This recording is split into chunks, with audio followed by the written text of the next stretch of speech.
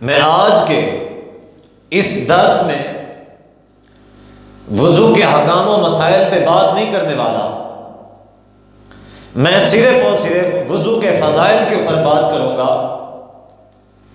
کہ آخر اللہ تعالیٰ نے یہ جو احکام ہمارے لیے نازل کیے ہیں، قرآن مجید پڑھنا ہے، اس سے پہلے وضو کرنا ہے، نماز پڑھنی ہے اس سے پہلے وضو کرنا ہے، بیت اللہ کا طواف کرنا ہے اس سے پہلے وضو کرنا ہے، آخر اس کی وجہ کیا ہے؟ اللہ تعالیٰ نے وضو کی اہمیت کیا ہے اور وضو کا فریضہ اللہ تعالیٰ نے ہماری ان عبادات کے ساتھ معلق کیوں رکھا ہے؟ ہم میں اکثر و بیشتر، بلکہ اگر میں یہ کہوں کہ کوئی بھی شخص یہ نہیں جانتا سوائے علماء کے، کوئی بھی شخص یہ نہیں جانتا کہ وضو ایک علیحدہ سے عبادت ہے، وضو ایک علیحدہ سے عبادت ہے۔ اگر میں یہ بات کہوں تو کوئی مبالغہ نہیں ہے، جبکہ ہم یہ سمجھتے ہیں کہ اگر ہم نے وضو نہ کیا تو نماز نہیں ہوگی، لہذا نماز کی وجہ سے ہم وضو کر رہے ہیں،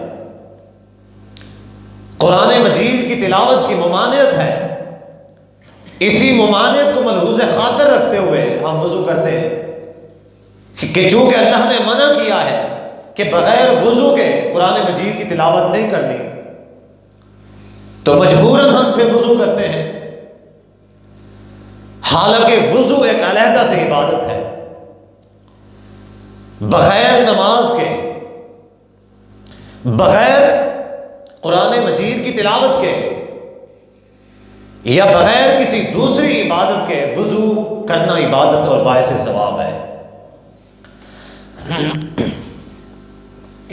کئی ساری احادیث وارد ہوئی ہیں،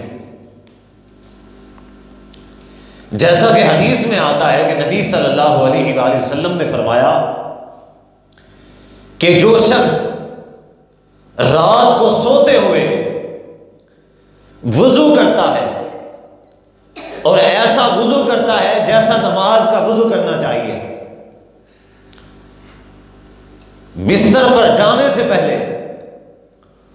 وہ نماز کے وضو کی طرح وضو کرتا ہے، پھر اپنے بستر کے اوپر جاتا ہے اور دائیں کروٹ پہ مسنون طریقے سے سوتا ہے، اللہ تعالیٰ کا ذکر کرتے ہوئے۔ نبی صلی اللہ علیہ وآلہ وسلم نے فرمایا کہ اللہ تعالیٰ اس شخص کے اوپر ایک نگران فرشتہ مقرر کر دیتا ہے، فرشتہ مقرر ہو جاتا ہے، وہ شخص سو رہا ہے، فرشتہ اس کے سرہانے اس کی نگرانی کر رہا ہے۔ یہ صحیح المسلم کی حدیث ہے۔ حدیث میں آتا ہے نبی صلی اللہ علیہ وآلہ وسلم نے فرمایا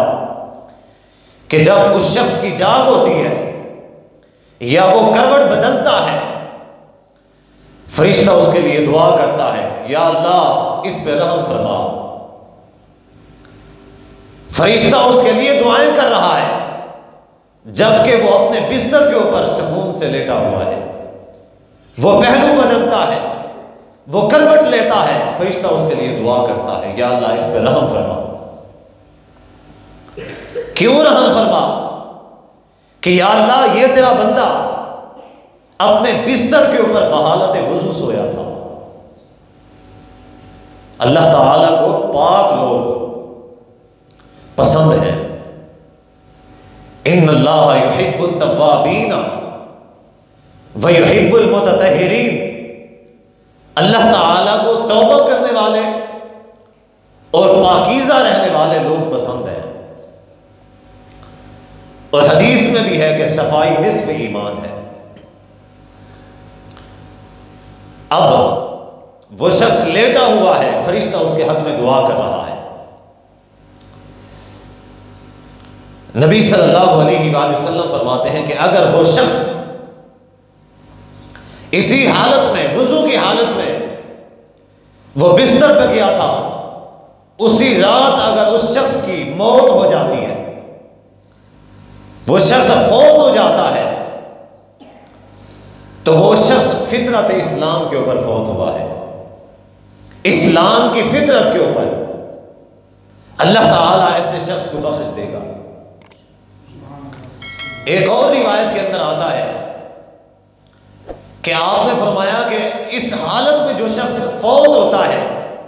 وہ سیدھا جنت میں جاتا ہے۔ وضو کو ہم نے معمولی چیز سمجھا ہوا ہے، ہم تو یہ سمجھتے ہیں کہ چونکہ نماز پڑھنی ہے تو لہٰذا وضو تو کرنا پڑے گا، حالانکہ وضو